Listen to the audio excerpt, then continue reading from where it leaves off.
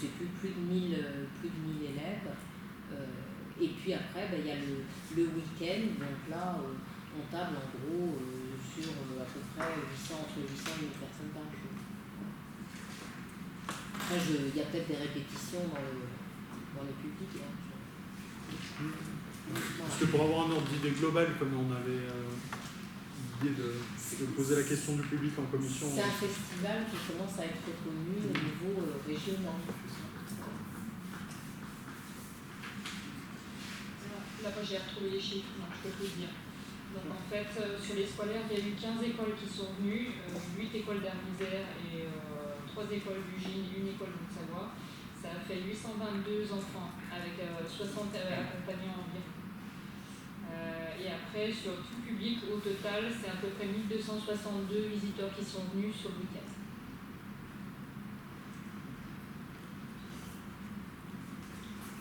Merci Agnès. Merci beaucoup.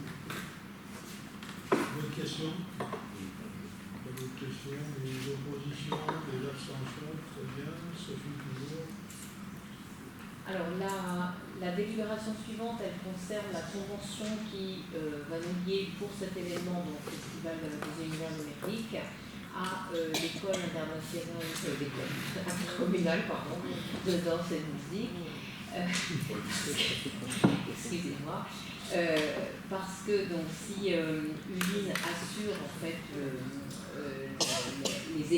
l'événement, les spectacles et les animations, c'est l'école de musique qui prend en charge toute la partie éducation artistique et culturelle, notamment avec les écoles.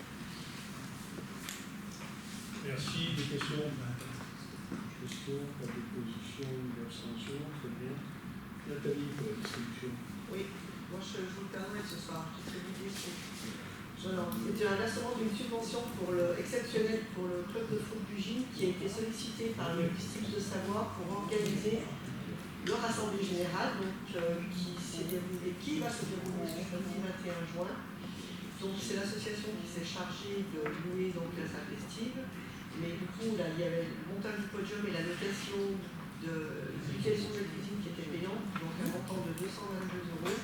Donc il vous est proposé de reverser ces 222 € à l'association Explore qui était là pour recevoir le district pour valoriser le club et la vie pendant la même occasion. Bien. Des questions?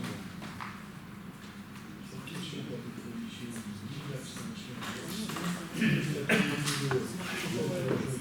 Encore une subvention exceptionnelle pour la classe et l'association des chasseurs de la ville d'Ugine. Donc, la salle du motel qui est mise à leur disposition est également louée pour l'idée, pour les familles uginoises, majoritairement, on va dire.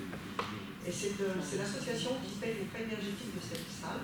Donc, il est convenu entre l'association et la ville de leur reverser la moitié des locations que la ville encaisse pour les aider à régler ses frais, mais également ils supportent tout ce qui est logistique, l'organisation des états des lieux entrants et sortants. Quand il y a ces locations, c'est eux qui s'en chargent. Et ils ont également tout le tour de cette salle de noter. Donc il est convenu de leur verser un montant de 915 € pour tous ces services. Merci. Des questions? Pas d'opposition ni d'abstention. Encore une distribution. Encore une distribution pour la boule uginoise qui a été sollicitée par le comité de Savoie pour accueillir les championnats de Savoie quadruples vétérans qui se sont déroulés le 4 et 5 juin. Donc pareil, l'association a pris la salle festive, mais on lui a facturé le montant de la cuisine comme on fait à toutes les associations. Donc je vous propose de leur reverser ces 135 € dans une subvention exceptionnelle. Merci. Des questions? Des oppositions, des abstentions, très bien. Merci pour eux. C'est à toi, Simon. Délibération 23 qui porte sur un avenant au bail avec la SAS HS Ugine. C'est le commerce qui vend du CBD aux fontaines et c'est pour acter le changement de président. Merci. Simplement. Des questions, pas d'opposition ni d'abstention. On enchaîne sur la 24. La 24 qui va avec la 25, nous sommes obligés de redélibérer sur ces ventes de propriété communale, puisque n'était pas précisé si le montant était hors taxe ou TTC. Donc on précise avec cette délibération. Sur celle-ci, c'est la vente du cave dans la copropriété Centre d'affaires L'Espace, du bâtiment où il y a la société Abès qui nous achète justement cette cave au tarif donc, de 10 000 € hors taxe, c'était l'ancienne délib, et donc 12 000 € TTC. Merci. Question, pas de position d'abstention. 5. La 25, même principe, avec une vente de l'eau à la société SSC dans le même bâtiment pour un montant donc de 304 430 hors taxe, soit 365 316 TTC. Merci. Et sort du bâtiment. Sort du bâtiment. Une question, position d'abstention. Merci. Et pourquoi la règle du TTC, elle n'intervient pas dans la délibération? Non, c'était le délib était pas bon, on n'avait pas indiqué que c'était hors taxe. Ah, tu veux dire sur la 26? Ah, d'accord. Après, Non, sur la 25. Sur la 24, Sur la 24. et les conséquences sur la 25, je ne connais pas. Non, mais la 24, c'était. Non, c'est le même principe sur les deux. Vous vouliez dire que c'était hors taxe. bah, c'est le même principe sur les deux. Première délib, c'était du hors taxe, et là on délibère pour repréciser que c'était bien du hors taxe et ajouter le montant TTC. Ok. 26, donc. Une délibération qui concerne l'acquisition d'une licence 4 appartenant à M. Lazarini Pascal, qui était propriétaire donc, de cette licence. Il s'agit donc du propriétaire du bar Le Chamonix, aux Fontaines. Et il a contacté la commune pour effectivement pouvoir lui céder sa licence pour 10 000 €. Des questions? Oui, simplement, c'est estimer ces 10 000 € par rapport à une valeur de secteur, je pense. Hein, la prix d'une licence à Annecy, le prix d'une licence 4 ou 5 n'est pas la même. Donc, qu'est-ce qui détermine plus ou moins dans les grandes lignes ce prix-là d'origine? C'est la tension. Non, là, ce qui détermine ce prix, ce sont des expériences précédentes. La commune a déjà eu l'occasion d'acquérir une licence. Sur le territoire, il y a eu aussi des cessions à des entités publiques autour à 10 000 €. C'était arrivé il y a quelques années. Et ça permet surtout d'avoir un prix qui est correct, qui est cohérent pour une licence 4. Voilà. Après, effectivement, quand tu vas dans des villes comme Annecy où c'est un petit peu tendu, bah, tu peux monter à 15, 20 000 €. Mais on n'est plus sur des choses entendables, en tout cas pour la collectivité. Et l'enjeu pour la collectivité, par contre, d'acquérir cette licence, c'est que justement, il n'y ait pas ce jeu de spéculation et surtout que la licence ne quitte pas la commune. Et il y a une chose que j'étais pas là, je ne pouvais pas être à la réunion l'année dernière. Là. Et quand on acquiert une licence, il y a un temps. Oui, elles ont une durée de vie, on va dire ça comme ça, qui est de 5 ans après fin d'activité. 5 ans après. Voilà. Donc, dans les 5 ans. Là, potentiellement, celle-ci, elle a 5 ans de vie avant D'accord. qu'elle se Et si, donc, dans les 5 ans, c'est facilement de retrouver, de retrouver un acquéreur. Il y a de fortes chances que celle-ci trouve assez vite, alors non pas un acquéreur, parce que l'objectif c'est qu'elle conserve la propriété de la licence et la prête à travers une convention à un exploitant. Mais normalement, celle-ci devrait avoir une destination assez rapide. On la prête, hein. D'accord. On la prête ou loue, ouais, mais j'avais compris. Là. Ça ne jouait pas sur les élections de 2020.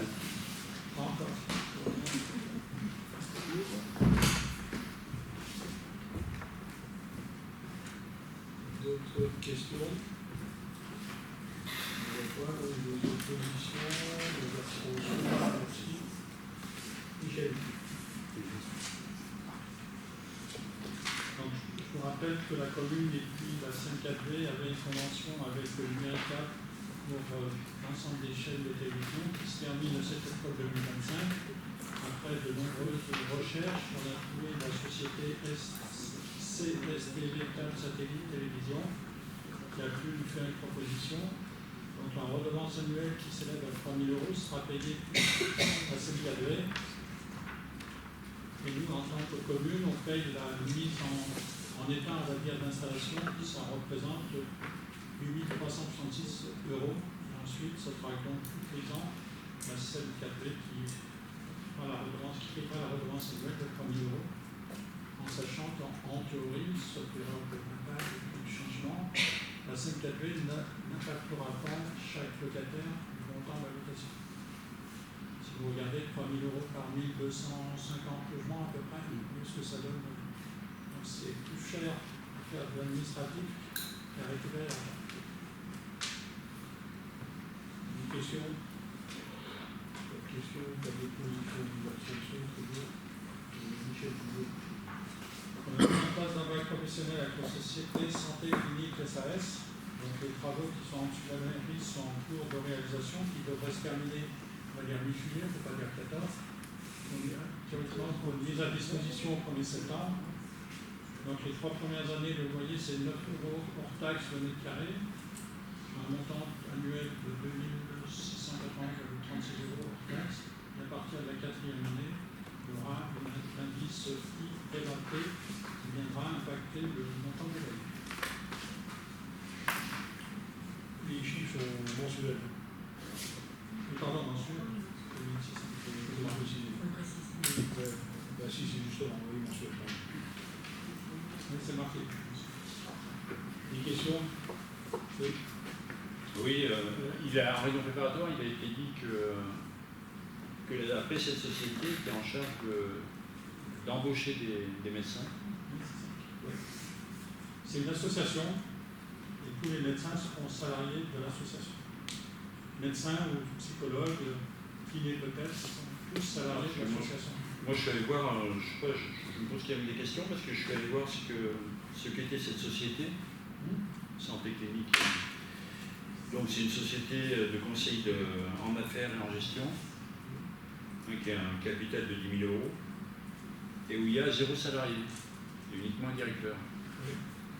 Donc les embauches, elles se font comment? Elles se font au travers d'une association qui est créée pour chaque opération. Donc il y en a une à Saint-Martin-de-Verre, il va y en avoir une sur Ugine et à Derby, qui embauche les médecins, qui embauche les psychologues, enfin tous les métiers liés effectivement au sens large médical, et ils sont salariés, et c'est l'association, donc une santé clinique, c'est la société qui nous loue c'est le bureau, c'est cabinet, finalement, et du bureau aussi, et ensuite, effectivement, c'est l'association dans laquelle il y a santé clinique qui gère l'ensemble et des salariés et sous location. Donc là, la convention avec la santé clinique, c'est uniquement sur les aspects de location de locaux. Tout à fait. Après le reste, c'est pas bon. Et juste une autre question. On parle bien de soins en présentiel. Oui, bien sûr. Il est prévu pour l'intégralité des 3 lieux, puisque après des réunions avec l'ARS et l'hôpital d'Albertville, en lien avec l'hôpital d'Albertville et l'ARS, puisque normalement la société, l'opération ne devait se dérouler que sur Ugine. On a eu quelques échanges avec les médecins d'Ugine qui n'ont pas pris du bon côté cette arrivée-là. Nous avons, après quelques réunions, décidé avec l'ARS et validé par le ministre, puisque c'est à côté de Romère-en-Vence, d'avoir 3 sites, un à Ugine, 2 sur Albertville, dont un dans le quartier prioritaire et l'autre au centre d'Albertville, qui sera dans l'ancienne maison de la justice et du droit, qui est l'ancien crédit agricole de l'époque, qui est encore au public. Donc il y aura 3 sites. Il devrait y avoir de l'ordre d'une dizaine de médecins répartis sur les sites, et le médecin en présentiel à Ugine, s'il y a du besoin à Albertville et à l'hébergement, peut se déplacer par rapport à la clientèle en fonction des besoins, avec tout secrétariat et tout ce qui est administratif sur l'usine, avec une secrétaire qui permet effectivement de répondre aux besoins. Donc ça a été validé par l'ARS et le ministre, nous on est venu à regarder. Donc normalement nous le 1er septembre, maintenant se mettre en place, on va regarder pour la fin de l'année. Donc on aura d'un point de vue territoire sur l'agglomération, une maison de santé à Beaufort, une maison de santé à Plumet qui devrait voir le jour rapidement, à la suite effectivement des départs des professionnels qui ne sont pas tout à fait partis, mais quand même, on a une petite, si je puis dire, également à Crévolant. Il y a les saisies, où effectivement il y a déjà des médecins. Il y a la maison de santé de la Bâtie, il y a la maison de santé de Frontex, la maison de santé de Gilles qui a démarré en travaux. Et il y aura en complément cette maison de soins, je crois que ça s'appelle comme ça, si je ne me trompe pas, sera gardée de Gilles en complément. Donc on sera particulièrement bien couvert. Et ça va permettre, puisque le travail est fait en lien avec l'hôpital, de libérer notamment les urgences. Donc c'était vu avec l'hôpital et le directeur de l'hôpital qui est impliqué dans cette opération. On donnait également des noms, pardon, le bâtiment, on va l'appeler le Jouance. Le Jouance.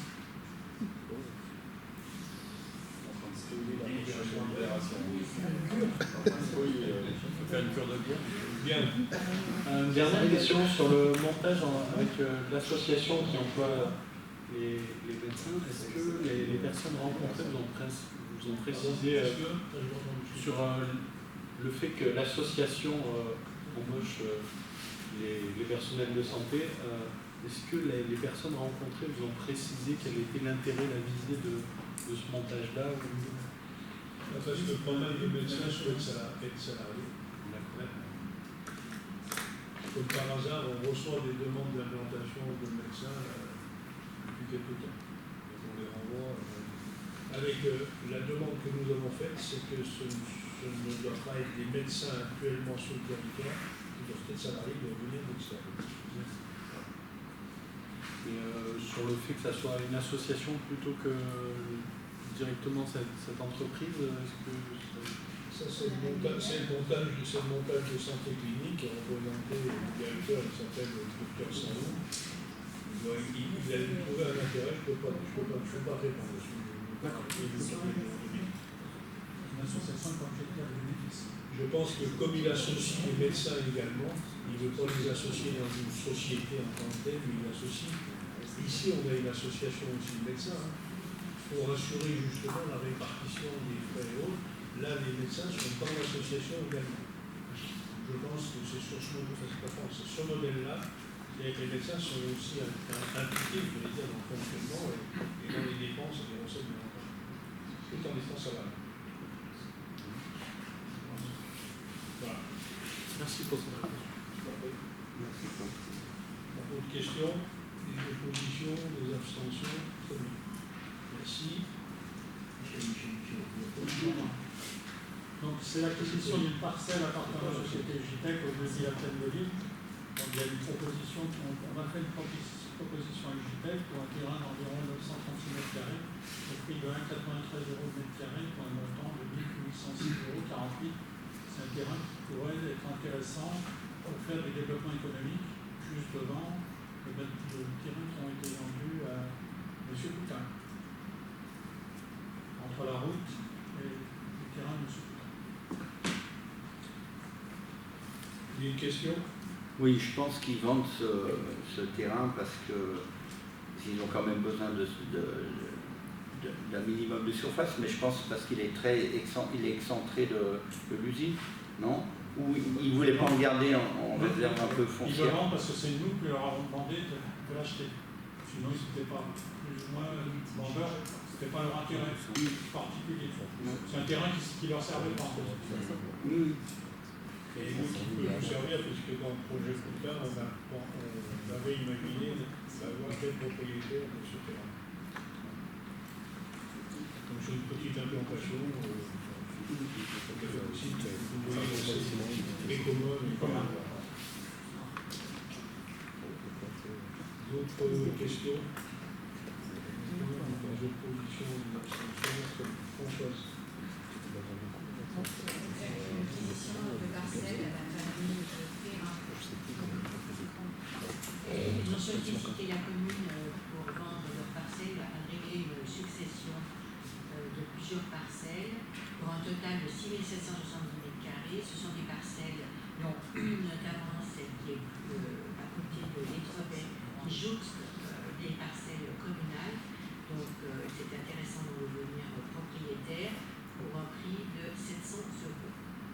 Frais de notaire à la charge de la commune, comme d'habitude, bien entendu. Surface 1 700 €. Merci. Des questions? Des oppositions, des abstentions? Très bien. Le 31, c'est Madame Lydie Chappé-Poquet, qui a contacté la commune pour vendre sa grande parcelle qui fait 26 000 mètres carrés, 26 590 exactement, donc attenante à la parcelle de la commune qu'on voit, toute le périmètre en rose, c'est la commune. Donc le prix a été proposé 5 000 €, frais de notaire à charge de la commune également. C'est assez intéressant. Des questions? Des oppositions, des abstentions? Merci. La déclaration 32, il s'agit pareil de la division Visière Vincent d'As qui souhaite régler aussi leur indivision. Donc ils ont fait part à la commune de leur souhait de se libérer de ces parcelles. Alors celle qui est près des berges de la Chaise, la commune est propriétaire de part et d'autre de cette parcelle. Donc c'est celle-ci qui est surtout intéressante, mais en fait on peut faire une vente à l'eau. Au total, il y a 26 150 mètres carrés et on a proposé 500 €. Ils sont d'accord pour nous céder ces parcelles à 500 €, frais de notaire à la commune également. Merci. Des questions? Pas de questions, pas d'opposition, Une question. Pardon, C'était celle-ci qui était en questionnement sur son maintien lors de la commission. Oui, c'est celle-ci. D'accord. Donc en fait, c'est réglé, leur dossier a avancé. Non, c'était pas sur le prix, c'était en fait il y avait une succession avec. C'était celle-ci.